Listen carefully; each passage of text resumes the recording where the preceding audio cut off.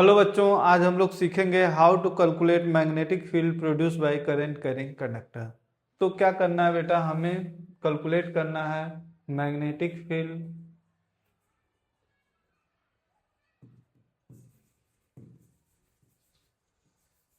Produce by current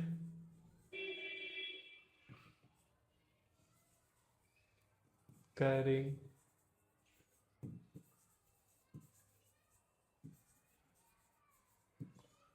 किसी भी current carrying conductor द्वारा जो मैग्नेटिक फील्ड होता है उसको कैसे कैलकुलेट करते हैं, और इसी लॉ को किस नाम से जानते हैं बेटा? Bio सेवर्स।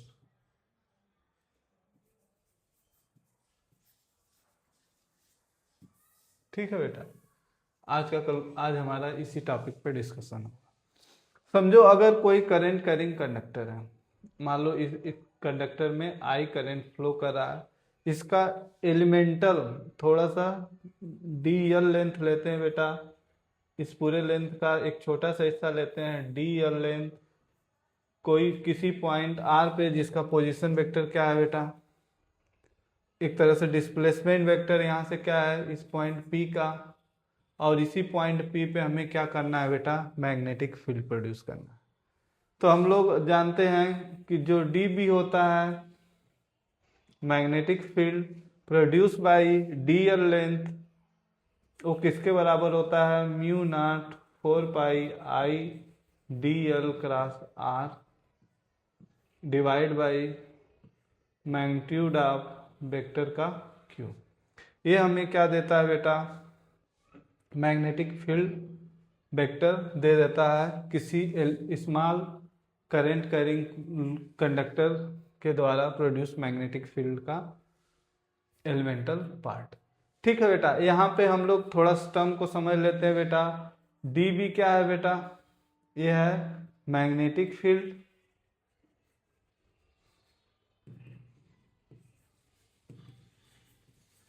Produced by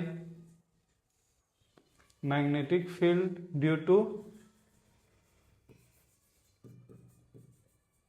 very small conductor. बहुत छोटा करंट कैरिंग कंडक्टर है, उसके वजह से जो मैग्नेटिक फील्ड डीवी है। और म्यू नॉट क्या है बेटा, परमियबिलिटी फॉर फ्री स्पेस।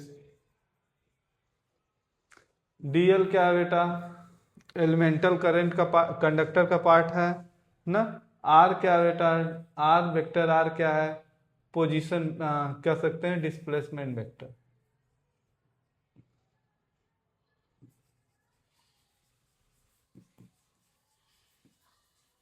और यहाँ पे एक चीज और देखते हैं बेटा, डी बी जो है बेटा, वेक्टर डी बी है हमेशा परपेंडिकुलर है किसके बेटा, डीएल के।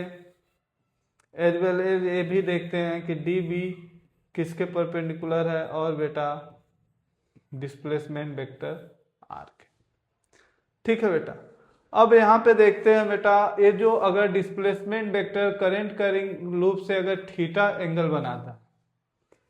एंगल बनाता है बेटा, तो ये जो हमारा डी बी है ये किस फॉर्म में आ जाएगा बेटा, mu naught 4 pi I D L sine theta बटे आर इसका। अब एक इस कैसे रूप में ये आ गया बेटा, अब चूंकि जान रहे हैं कि दोनों के बीच में अगर थीटा एंगल है बेटा, तो अगर डीएल और आर का क्या लेंगे, अगर क्रॉस प्रोडक्ट लेंगे तो क्या हो जाएगा, आर डीएल क्रॉस आर क्या हो जाएगा बेटा,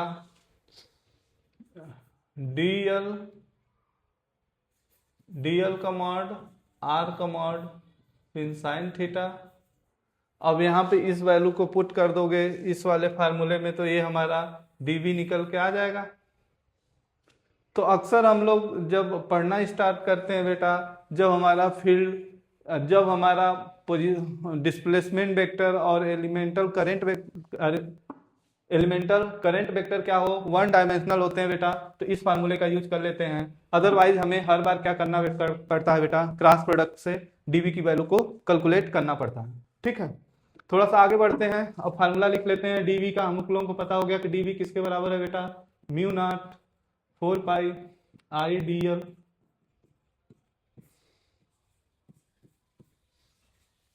बेटा जब यहाँ पे हम लोग देखते हैं डेल्टा आर, यहाँ पे डिस्प्लेसमेंट वेक्टर और एलिमेंटल करंट वेक्टर क्या हो, एलिमेंटल करंट यानी आई करंट है। बेटा जब यहाँ पे हम लोग देखते हैं डेल्टा आर, यहाँ पे डिस्प्लेसमेंट वेक्टर और एलिमेंटल करंट वेक्टर क्या हो, एलिमेंटल करंट यानी आई करंट है, तो यहाँ पे डी आर।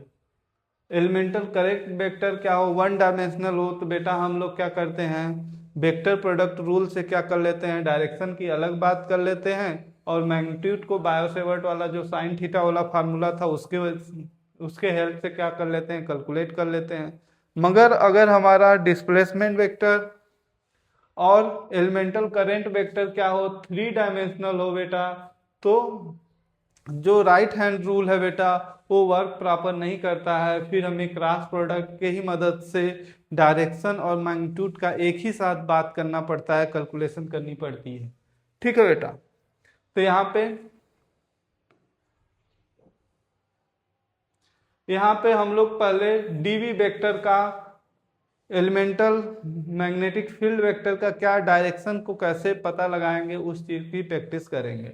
अगर ये मान लो बेटा हमारा नॉर्थ डायरेक्शन है, ये हमारा क्या है, ईस्ट है, तो नेचुरली ये क्या हो जाएगा, ये हो जाएगा हमारा साउथ, ये हो जाएगा वेस्ट, और नीचे की तरफ परपेंडिकुलर इस ब्लैक बोर्ड के अंदर की तरफ जो डायरेक्शन होगा उसे बोलेंगे वर्टिकली डाउनवर्ड बेटा, और ब्लैक बोर्ड के ऊपर परपेंडिकुलर जो डायरेक्शन होगा उसे क्या बोलेंगे, वर्टिकली अपवर्ड। पहला वेक्टर लेते हैं बेटा डीएल, दूसरा वेक्टर आर, तीसरा वेक्टर डीवी। अगर हमारा पहला वेक्टर क्या है बेटा, नॉर्थ डायरेक्शन में, पहला वेक्टर नॉर्थ डायरेक्शन में है, दूसरा ईस्ट डायरेक्शन में, तो नॉर्थ डायरेक्शन और ईस्ट डायरेक्शन, तो हमारा डीवी का डायरेक्शन क्या होगा बेटा, वर्टिकली डाउनवर्ड। अगर दूसरा वेक्टर हमारा क्या हो बेटा, साउथ हो और ईस्ट हो, पहला वेक्टर साउथ है बेटा, दूसरा वेक्टर क्या है, ईस्ट है, तो हमारा जो क्रॉस प्रोडक्ट या डीबी का डायरेक्शन क्या आ जाएगा, ये पहले वेक्टर के डायरेक्शन में फिंगर करेंगे, दूसरे वेक्टर के डायरेक्शन में पाम करेंगे, तो तीसरा वेक्टर हमारा क्या देगा बेटा, मैग्नेटिक फील्ड का डायरेक्शन देगा, वो क्या आ गया, वर्टिकली। तो इस तरह बेटा अपने राइट हैंड रूल से, राइट हैंड वेक्टर प्रोडक्ट के रूल, वेक्टर क्रॉस प्रोडक्ट के रूल से हम लोग डायरेक्शन फाइंड कर लेंगे और मैग्नीट्यूड का अलग से कैलकुलेशन कर लेंगे।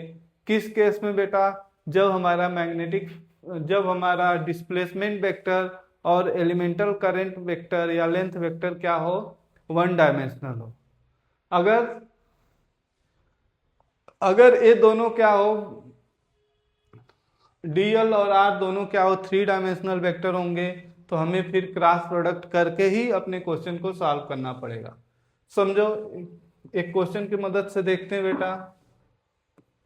क्वेश्चन है यहाँ पे, एक 2 सेंटीमीटर क्या है, कंडक्टर है बेटा, जिसमें करंट आई है, आई कितना है बेटा, आई इसमें है 2.7 एम्पियर करंट फ्लो कर रहा है इस कंडक्टर में, और इस कंडक्टर का पोजीशन क्या है बेटा, इस कंडक्टर का पोजीशन वेक्टर दिया हुआ है, क्या है 2 2 1। यहां से किसी पॉइंट P पे जिसका पोजीशन वेक्टर दिया हुआ है बेटा 4 4 2। अब इस पॉइंट पे हमें क्या करना है बेटा, मैग्नेटिक फील्ड B को कैलकुलेट करना। ठीक है बेटा, तो ये वाला हमारा फार्मूला है, इसी के मदद से हम लोग कैलकुलेट करेंगे। तो पहली चीजें हमें इसमें क्या देखना है, हमें डीएल कैलकुलेट करना है बेटा। डीएल क्या है, एलिमेंटल करंट वेक्टर है बेटा, तो डीएल किसके बराबर हो जाएगा बेटा, वेक्टर डीएल किसके, यहाँ वाई डायरेक्शन में है, ये एक्स ले लेते हैं, ये वाई यहाँ पे जेड डायरेक्शन। तो वाई करंट कितना हो गया बेटा, 2 × 10⁻⁻2 जे कैप वाई डायरेक्शन में, और यहाँ पे आर वेक्टर क्या हो जाएगा बेटा, ये पोजीशन वेक्टर दिया हुआ है, दोनों बड़े इसमें से इसको घटाएंगे तो क्या आ जाएगा डिस्प्लेसमेंट वेक्टर, तो क्या हो जाएगा 2i cap plus 2j cap plus k cap. अब इन दोनों के मदद से हम लोग क्या निकालेंगे बेटा, यहाँ पे देखो क्या क्या चीजें जरूरी पड़ रही है क्वेश्चन को सॉल्व करने के लिए। पहले तो ये दोनों का cross product dl cross r, dl cross r को कैसे कैलकुलेट करेंगे बेटा, तो हम दो तरह से करते हैं। एक क्या होता है कि हमारा प्रोडक्ट का रूल i j k लिख देते हैं, और इधर i और j का क्रॉस प्रोडक्ट क्या होता है बेटा k, और k और i का क्रॉस प्रोडक्ट क्या होता है j। ऐसे चलते हैं, क्लॉकवाइज चलते हैं तो हमारा क्या होता है सारे पॉजिटिव होते हैं, एंटी क्लॉकवाइज क्या होता है निगेटिव होता है। दूसरा है कि हम लोग क्या डिटर्मिनेंट फॉर्म में करते हैं, तो पहले इसी से करेंगे i क्रॉस j, यहाँ पे क्या है i j cross i, dl cross r कर रहे हैं तो j क्रॉस i, यानी j क्रॉस i गए तो ये क्या हो जाएगा बेटा, पहले तो 2 × 10⁻⁻2 लिख देते हैं, यहाँ पे j क्रॉस i क्या हो जाएगा बेटा -2k, फिर j क्रॉस j क्या हो जाएगा बेटा 0 sin 0 0 होता है, फिर k cross j j cross k क्या हो जाएगा बेटा i हो जाएगा। एक क्रॉस प्रोडक्ट हम निकाल लिए बेटा। अब यहाँ पे वैल्यू पुट करके देखते हैं कि हमारा जो dv किसके बराबर होगा बेटा, dv तो यहाँ पे कोई एलिमेंटल ही है तो यहाँ पे क्या कर लेंगे वेक्टर b किसके बराबर हो जाएगा बेटा, पहले म्यू डिवाइड बाई 4 पाई जिसकी वैल्यू क्या होती है 10⁻⁻7, फिर हमारा क्या है आई है 2.7 एम्पियर इंटू dl तो क्या हो जाएगा 2 × 10⁻⁻2 i -2k divide by r का मॉड r क्या हो जाएगा बेटा, मॉड r की वैल्यू क्या हो जाएगी 22448 9 3, तो यहाँ पे क्या हो जाएगा 3 का क्यूब। ठीक है बेटा, अब इसको काटेंगे तो क्या हो जाएगा 0.1, और यहाँ पे b इक्वल टू क्या हो जाएगा बेटा 2 × 10⁻⁻10 i -2k। तो ये 2 सेंटीमीटर का जो कंडक्टर है बेटा जिसका पोजीशन 2 to 1 है, ये किसी एक दूसरे पोजीशन जिसका पोजीशन 4 4 है उस पे मैग्नेटिक फील्ड कितना प्रोड्यूस करेगा बेटा, ये प्रोड्यूस करेगा। एक क्वेश्चन और लेते हैं बेटा। दूसरे क्वेश्चन में बात करें तो एक सर्कुलर लूप है बेटा, सर्कुलर लूप है जिसका रेडियस क्या है बेटा r है, जिसका रेडियस r है, और इसमें करंट क्या कर रहा है I फ्लो कर रहा है। अब इस करंट के कारण इसके सेंटर O पे हमें क्या करना है बेटा, O पे हमें कैलकुलेट करना है मैग्नेटिक फील्ड। तो वही फार्मूला dv इक्वल टू क्या होता है बेटा, अगर यहाँ पे अगर मान लो यहाँ पे एक लेंथ ले लेते हैं बेटा dl एलिमेंटल लेंथ ले लेते हैं, और ये क्या वेक्टर जो बार बार चेंज हो रहा है, तो फार्मूला क्या हो जाएगा μ0 4 pi i dl cross r divide by. अब यहाँ पे देखते हैं बेटा, यहाँ पे देखो जो dl है बेटा हमेशा क्या कर रहा है चेंज होता रहेगा, और r क्या हमेशा क्या होगा, r हमेशा क्या होगा परपेंडिकुलर। अगर यहाँ पे dl बहुत छोटा एलिमेंट लेंगे तो रेडियस हमेशा क्या होगा जो टेंजेंट होता है उस पर परपेंडिकुलर होता है, तो इनके बीच का एंगल क्या हो जाएगा थीटा किसके बराबर हो जाएगा 90 डिग्री। तो फार्मूला क्या बन जाएगा बेटा μ0 4 पाई i dl कमॉड आर कमॉड साइन थीटा।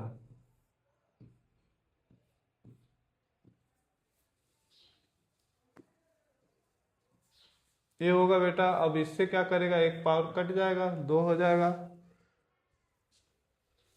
अब यहाँ पे रेडियस भी चेंज नहीं हो रहा है बेटा, तो डीवी किसके बराबर हो जाएगा बेटा, डीवी हो जाएगा म्यू नॉट 4 पाई आई। अब यहाँ पे देखो साइन थीटा, साइन परपेंडिकुलर है तो साइन थीटा 1 हो जाएगा, तो यहाँ पे क्या हो जाएगा डी एल आर स्क्वायर। यही होगा बेटा। अगर इसको इंटीग्रेट कर दिया जाए, अगर दोनों साइड इंटीग्रेट कर दिया जाए बेटा, तो ये क्या हो जाएगा b हो जाएगा, और ये क्या हो जाएगा म्यू नॉट 4 पाई कांस्टेंट है, आई भी करंट भी कांस्टेंट है बटे आर स्क्वायर। यहाँ पे क्या किसको इंटीग्रेट करेंगे, dl को। अगर dl को पूरा इंटीग्रेट कर देंगे बेटा, छोटे छोटा छोटा छोटा अगर समेशन कर देंगे पूरा, तो ये क्या हो जाएगा 2 पाई आर हो जाएगा। तो b इक्वल टू क्या हो जाएगा mu naught 4 pi I into 2 pi R पूरा सर्कमफ्रेंस पे। अगर छोटे छोटे एलिमेंटल को डीएल एलिमेंटल को जोड़ देंगे तो पूरा सर्कल घूम लेंगे बेटा। तो कितना हो गया बेटा 2 pi R divide by R square, R से ए स्क्वायर वाली वैल्यू कट जाएगी, 2 पाई से 2 हो जाएगा, यानी b इक्वल टू क्या हो जाएगा बेटा mu naught I upon 2 R. अब यहाँ पे जो हम लोग बात किए हैं बेटा, यहाँ पे जो हम लोग बात किए हैं वो क्या हो गया, मैग्नेटिक फील्ड के मैग्नीट्यूड की बात की। अगर डायरेक्शन की बात करो बेटा, तो अब वही वेक्टर रूल हम लोग यूज करेंगे। तो dl, तो यहाँ पे देखेंगे dl के डायरेक्शन में क्या करेंगे बेटा, अपना फिंगर करेंगे dl के डायरेक्शन में अपनी फिंगर, और वेक्टर r के डायरेक्शन में जो इसके परपेंडिकुलर है बेटा, r के डायरेक्शन में रेडियस के डायरेक्शन में क्या करेंगे अपना पाम। तो जो ये थंब देगा बेटा वो डायरेक्शन देगा किसका, मैग्नेटिक फील्ड का। अगर किसी करंट कैरिंग ग्रुप में जो करंट एंटी क्लॉकवाइज मूव करती है बेटा, तो यहाँ पे जो मैग्नेटिक फील्ड होगा वो कैसा होगा बेटा, वर्टिकली अपवर्ड। तो इसका डायरेक्शन क्या होगा बेटा, जो वर्टिकली अपवर्ड है उसको डॉट से रिप्रेजेंट करते हैं। तो इस प्लेन बोर्ड के परपेंडिकुलर अपवर्ड होगा मैग्नेटिक फील्ड की दिशा, और वैल्यू क्या हो जाएगा mu naught I divide by 2r। अब सपोज करो यहाँ पे अगर n लूप है, अगर यहाँ पे अगर n लूप होता बेटा, अगर n करंट कैरिंग कंडक्टर होता तो magnetic field due to n loop क्या हो जाएगा बेटा, b इक्वल टू हो जाएगा mu naught n I divide by 2r। इस तरह बेटा जो अपना हम लोग किसी भी करंट कैरिंग कंडक्टर द्वारा जो मैग्नेटिक फील्ड प्रोड्यूस हो रहा है, चाहे वो 3D हो या प्लेनर हो, हम लोग आराम से क्या कर लेते हैं, कैलकुलेट कर लेते हैं। थैंक यू बेटा।